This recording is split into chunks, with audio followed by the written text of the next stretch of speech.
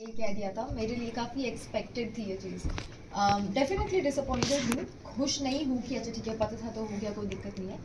दिक्कत होती है, दुख होता है, बट एक्सपेक्टेड था। कशिश, आप जब बिग बॉस के घर में गई थी तो क्या आप कंटेस्टेंट्स के लिए प्री कंसीव नोशन से गई थी या फिर घर में जाने के बाद आपके थॉट्स चेंज हुए कंटेस्टेंट्स को देखकर, उनका बिहेवियर देखकर?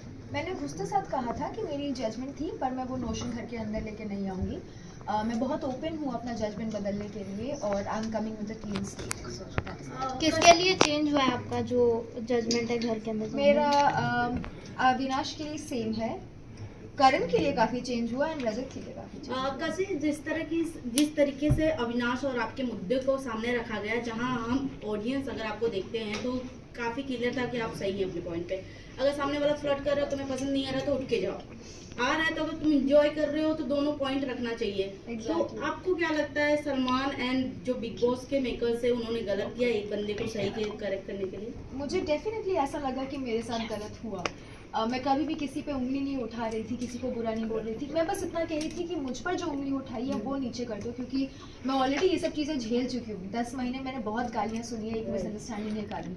मुझे वो दोबारा नहीं चाहिए थी और मैं कहीं भी गलत या झूठ नहीं कह रही थी, लेकिन मेरी उतनी सी भी बात नहीं सुनी गई और 10 तरह की चीज़ें मुझे और कह दी गई और सब मेरे ऊपर चढ़ने लगे। तो डेफिनेटली मुझे कैसे 10 महीने की बात आ रही है तो 10 महीने एक बार फिर मौका मिला था उस बंदे के साथ एक अच्छा बॉन्ड बनाने का, कहीं ना कहीं आपने लूज किया। जहां हम देख रहे थे एज अ ऑडियंस, दिग्विजय कहीं ना कहीं जब उससे घर वाले पूछते थे आपके रिलेटेड तो बहुत ही क्लियर रहता, नहीं सही है जैसा भी है बीत गया।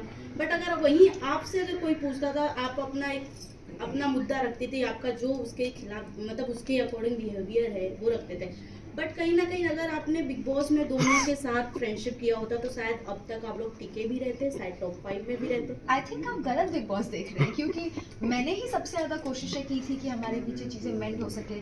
मैं सामने से जाकर के अपोलोजाइज भी किया था, कई बार बात करने की भी कोशिश की, टाइम गॉड टास्क में भी सेव किया, नॉमिनेशन में कभी नॉमिनेट नहीं किया, पूरा घर उसके खिलाफ था तो सबके खिलाफ जाकर उसको सपोर्ट किया जब हमारी लड़ाई चल रही थी।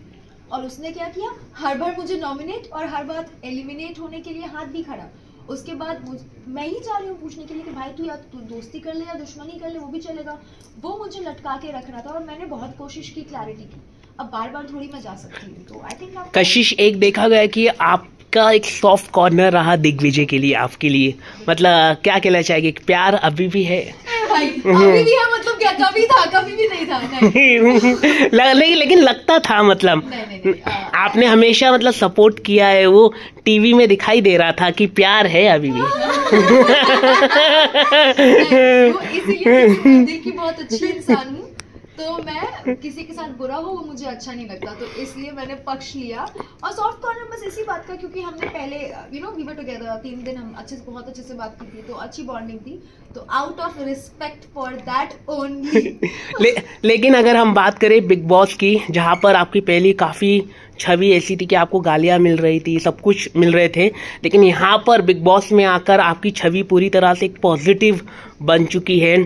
तो क्या आप बिग बॉस को, जिस तरह से आपने अंदर कहा कि बिग बॉस तो मुझे नहीं रखेंगे, लेकिन कहीं ना कहीं आपकी छवि पूरी तरह से सुधार दी है बिग बॉस ने, उस पर आप क्या कहना चाहिए? मेरी छवि बिग बॉस ने नहीं सुधारी है, मेरी छवि मैंने सुधारी है। लोगों ने मुझे मिसअंडरस्टैंड किया था इसलिए गलत समझा, अब मुझे अंडरस्टैंड किया है इसलिए सही समझा है। बट क्योंकि प्लेटफॉर्म बिग बॉस का था उसके लिए मैं काफी शुक्रगुजार हूँ। कशिश और आपकी दोस्ती काफी पसंद की जा रही थी, बट एक पॉइंट पे आकर आप दोनों के अंदर मिसअंडरस्टैंडिंग हुई, दोनों की तरफ से गालियां निकली।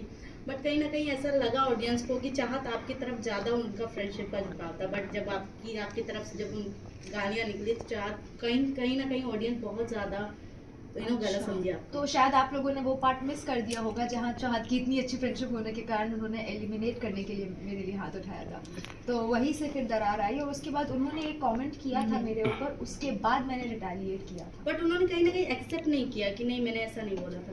क्या फर्क पड़ता है? क्या